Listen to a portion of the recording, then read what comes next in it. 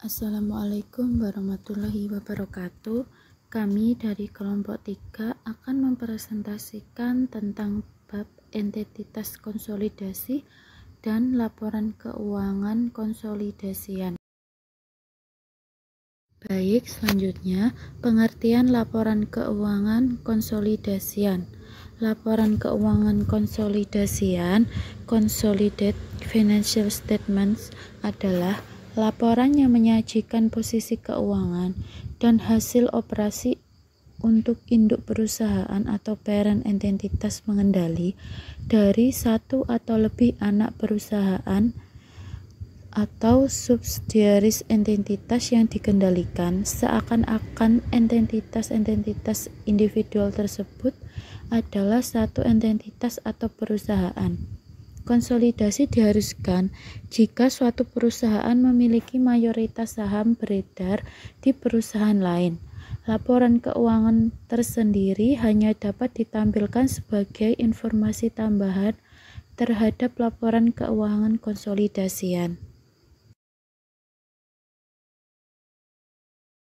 Selanjutnya, kegunaan laporan keuangan konsolidasian, yaitu yang pertama, laporan keuangan konsolidasian terutama ditunjukkan untuk kepentingan pihak-pihak yang memiliki kepentingan jangka panjang dengan induk perusahaan seperti pemegang saham, kreditur penyedia dana lain ke induk perusahaan.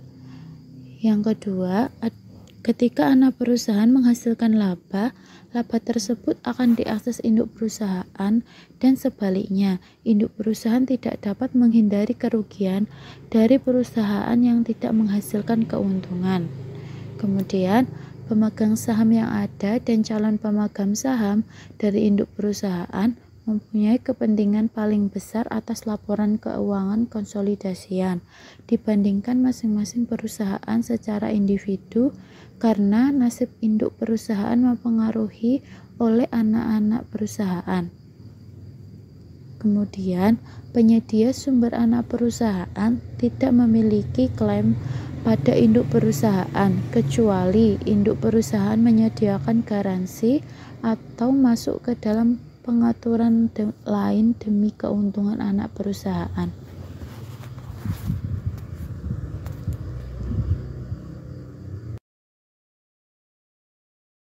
Selanjutnya, keterbatasan laporan keuangan konsolidasian, yaitu yang pertama, karena hasil operasi dan posisi keuangan dari masing-masing perusahaan yang dimasukkan dalam laporan konsolidasi tidak diungkapkan.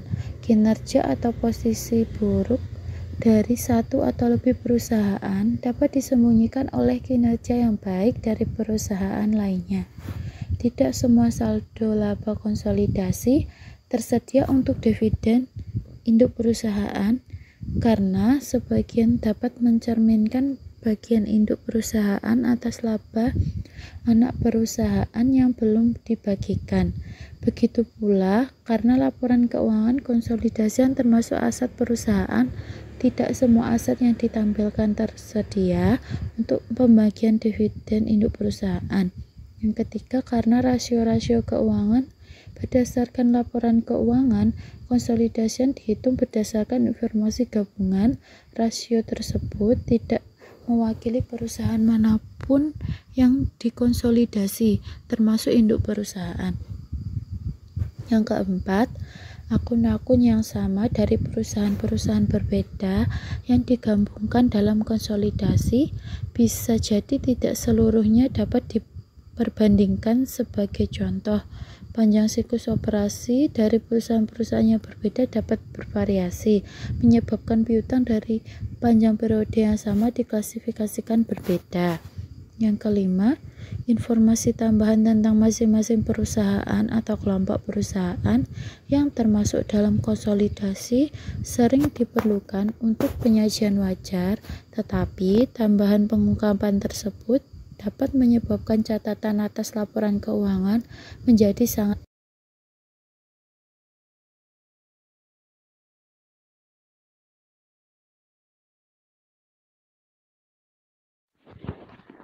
baik. Selanjutnya, gambaran umum proses konsolidasi. investasi perusahaan induk di perusahaan anak dihilangkan menurut kepemilikan perusahaan induk di perusahaan anak. Kepentingan non-pengendali atas keuntungan dan kerugian selama periode konsolid perusahaan diidentifikasi. Setiap kepentingan non-pengendali di aset bersih anak perusahaan konsolidasi secara terpisah. Kepentingan non-pengendali aset bersih terdiri atas saldo transaksi, pendapatan, dan beban antar perusahaan intercompany dihilangkan.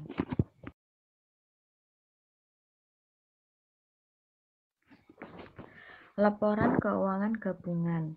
Laporan keuangan gabungan umumnya dibuat jika seseorang, bukan perusahaan, memiliki atau mengendalikan beberapa perusahaan dan ingin menggabungkan semuanya dalam satu kumpulan laporan keuangan.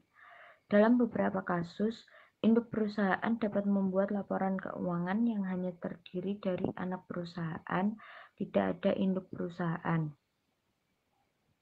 Prosedur yang digunakan untuk membuat laporan keuangan gabungan intinya sama dengan prosedur yang digunakan untuk membuat laporan keuangan konsolidasian.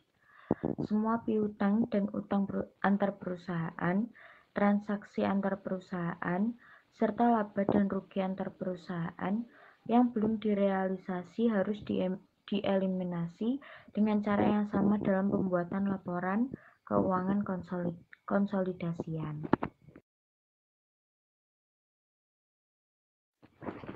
Entitas bertujuan khusus dan entitas kepemilikan variabel. PSAK 65 menetapkan standar konsolidasi dalam kondisi di mana suatu perusahaan mengendalikan perusahaan lainnya dan menetapkan kepentingan pengendali berhak suara kondisi umum yang menyebabkan perlunya konsolidasi. Entitas tidak mempunyai dewan pengelola atau manajer dengan kemampuan terbatas untuk mengarahkan aktivitas-aktivitas. Entitas-entitas tersebut kemungkinan dikelola melalui perusahaan yang memilikinya atau dokumen persekutuan atau oleh perjanjian atau dokumen-dokumen lainnya. Slide selanjutnya akan disampaikan oleh rekan saya, Rita. Baik, selanjutnya mengenai pertimbangan lain, pendekatan yang berbeda untuk konsolidasi. Terdapat beberapa teori yang berbeda yang dapat menjadi dasar dalam pembuatan laporan keuangan konsolidasian. Pilihan teori konsolidasi dapat mempunyai pengaruh signifikan terhadap laporan keuangan konsolidasian dalam kasus di mana induk perusahaan mempunyai kepentingan dalam saham biasa anak perusahaan yang tidak dimiliki seluruhnya. Pembahasan ini berfokus pada 3 alternatif teori konsolidasi. Yang pertama, perorangan, yang kedua, induk perusahaan, dan yang ketiga, entitas. Penekanan dalam pendekatan entitas adalah pada entitas konsolidasi itu sendiri dengan pemegang saham pengendali dan pemegang saham non-pengendali dipandang sebagai 2 kelompok yang terpisah. Masing-masing mempunyai ekuitas yang sama dalam entitas konsolidasi.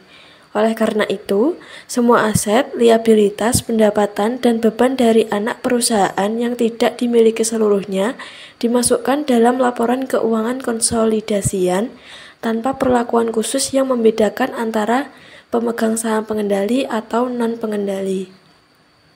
Kemudian, seluruh nilai aset dan liabilitas anak perusahaan juga dimasukkan di laporan posisi keuangan konsolidasian berdasarkan metode ekuitas. Jumlah yang tertera dalam laporan keuangan didapat pada nilai wajar penuh pada tanggal kombinasi bisnis dan nilai penuh goodwill di mana seluruhnya berapapun persentase kepemilikan yang dimiliki induk perusahaan. Jumlah kepentingan non-pengendali yang dilaporkan di laporan posisi keuangan konsolidasian didasarkan sebesar beberapa proporsi dari total aset bersih anak perusahaan termasuk goodwill. Kemudian terdapat beberapa teori atau pendekatan berbeda yang mendasari pembuatan laporan keuangan konsolidasian dan pendekatan yang digunakan dapat secara signifikan mempengaruhi laporan keuangan konsolidasian jika anak perusahaan tidak dimiliki seluruhnya. Teori perorangan entitas dapat dipandang terletak dalam ujung yang berbeda dari suatu spektrum, dengan teori induk perusahaan berada di antaranya. PSAK 67 Revisial 2013 pengungkapan kepentingan dalam entitas lain, diantaranya mengharuskan hal-hal berikut ini diungkapkan dalam laporan keuangan konsolidasian. Yang pertama, sifat hubungan antara induk dan anak perusahaan apabila induk perusahaan tidak memiliki secara langsung atau tidak langsung melalui anak perusahaan lain lebih dari separuh hak suara. Kemudian yang kedua, alasan-alasan mengapa kepemilikan lebih dari separuh hak suara secara langsung melalui anak perusahaan lain tidak memiliki pengaruh signifikan atas anak perusahaan. Kemudian yang ketiga, sifat dan lingkup setiap batasan signifikan, misalnya sebagai konsekuensi perjanjian ditandatangani atau sebagai kondisi dari badan pengatur sesuai dengan kapasitas perusahaan untuk mentransfer dana kepada induk perusahaan sebagai dividen, sebagai pelunasan pinjaman atau uang muka. Kemudian yang keempat, apabila induk perusahaan kehilangan kendali atas anak perusahaan, maka induk perusahaan melaporkan keuntungan atau kerugian dari transaksi tersebut.